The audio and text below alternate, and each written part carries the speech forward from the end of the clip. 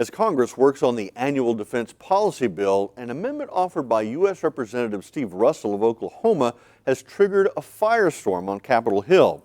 Russell contends his amendment would extend religious liberty protections to Defense Department contractors. Opponents say the amendment would undo a presidential executive order that bans federal contractors from discrimination based on sexual orientation or gender identity.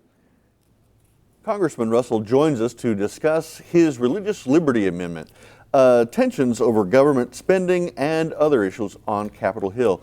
Congressman, thanks for joining us. My pleasure. Now, the opponents of your amendment say that it will allow federal agencies to practice widespread discrimination against gays, lesbians, bisexuals, and transgendered persons.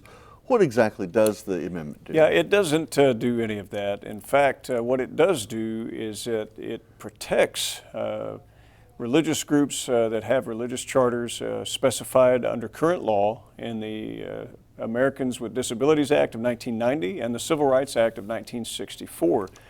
It doesn't prohibit anyone from contracting of any particular stripe or group or whatever. But what it does do is it prevents the federal government from prohibiting those with faith charters to abandon those charters to compete for government contracts. What would be an example? Here is something that we see this type of activity occurring.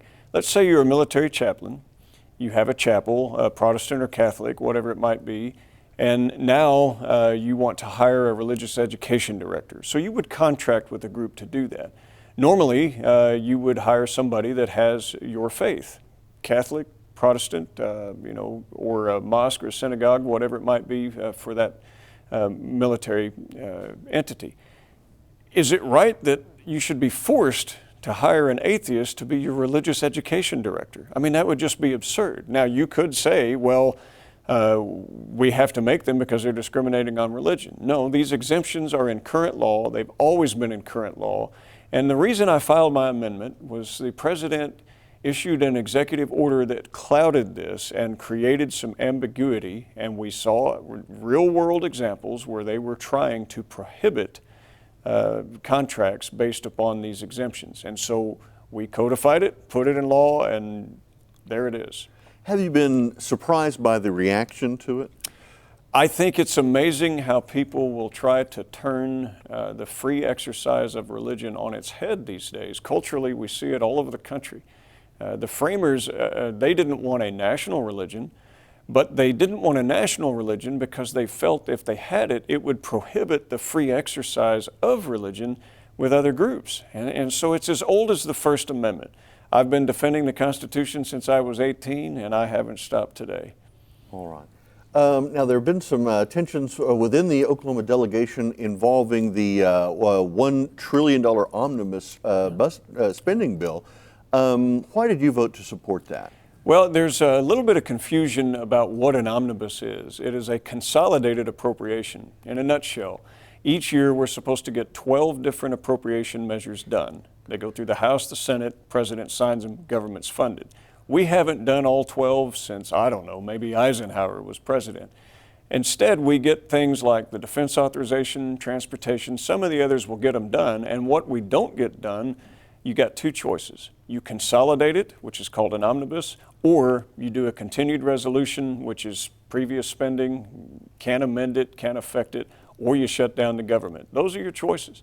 I voted against increased spending, but once that ship had set sail, then it was, what do we do? Do we do a consolidated appropriation, or do we shut down the government?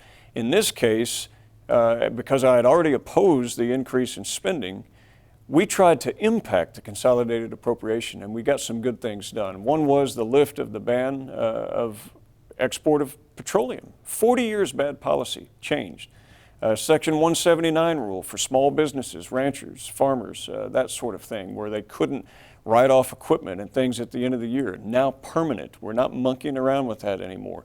Dozens of good things that we were able to do by having an appropriation process.